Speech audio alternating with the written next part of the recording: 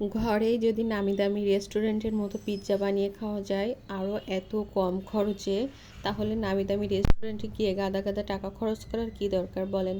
আসসালামু আলাইকুম। আশা করি যে যেখানে আছে সবাই অনেক ভালো আছেন। আল্লাহর রহমতে আমিও অনেক ভালো আছি। পিৎজাটা খুব কম উপকরণে কিভাবে বানালাম সেইটাই আপনাদের সাথে শেয়ার করব। পিৎজা বানানোর জন্য এখানে আমি একটা ডিম ফাটিয়ে নিয়েছি আর সামান্য পরিমাণ কুসুম গরম পানি দিয়ে দিচ্ছি। তারপর দিয়ে দিচ্ছি 1 চা চামচ পরিমাণ গুঁড়া দুধ। তারপর 1 চা চামচ পরিমাণ দিয়ে দেবো ইস্ট। দিয়ে চামচ দিয়ে ভালোভাবে নেড়ে চেড়ে মিশিয়ে 10 মিনিট রেস্টে রেখে দিব।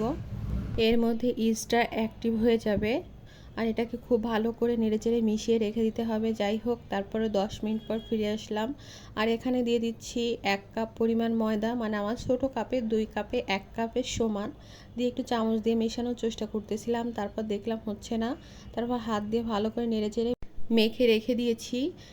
তারপর এখানে মুরগির বুকের এক পাশের মাংস নিয়ে নিয়েছি। আমি এখানে একটু বেশি মুরগির মাংস ব্যবহার করব। যাই হোক, তারপর এই যে মুরগির মাংসটা ভেজে নিচ্ছি আর এখানে মুরগির মাংস দিয়ে তারপর সামান্য একটু তেল দিয়ে দিয়েছি। তারপর জিরা বাটা, আদা বাটা, রসুন বাটা, তারপর লাল মরিচের গুঁড়া আর দিয়ে দিচ্ছি গোলমরিচের গুঁড়া আর পরিমাণ মতো লবণ দিয়ে ভালো করে চামচ দিয়ে নেড়েচেড়ে মিশিয়ে দিব।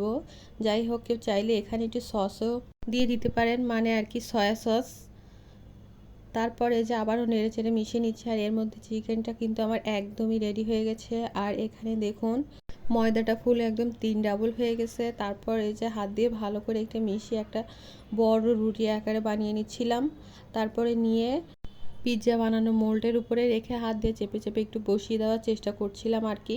তারপর একটা কাঁটা চামচ দিয়ে এভাবে ছিদ্র ছিদ্র করে দিচ্ছিলাম। সসটা ভিতরে ঢুকবে, খেতে ভালো লাগবে। তারপর এখানে দিয়ে দিচ্ছি টমেটো সস দিয়ে চামচ দিয়ে ভালোভাবে লাগিয়ে নিলাম চারিদিকে। তারপরে একটু দিয়ে দিচ্ছি বারবিকিউ সস, এতে করে খেতে ভালো লাগবে। তারপর দিয়ে দিচ্ছি এখানে চিজ দেওয়া হয়ে গেলে মুরগির যে মাংসটা ভেজে রেখেছিলাম সেইগুলো আর কি দিয়ে দিচ্ছি। আমি একটু বেশি পরিমাণে দিচ্ছি, এতে করে খেতে ভালো লাগবে। তারপর এখানে দিয়ে দিব আমি একটা পেঁয়াজ হলে সুন্দর করে গোল গোল করে কেটে রেখেছিলাম আর সেটা একটু হাত দিয়ে ছাড়িয়ে ছাড়িয়ে তাই পুরো পিৎজায় দিয়ে দিচ্ছি।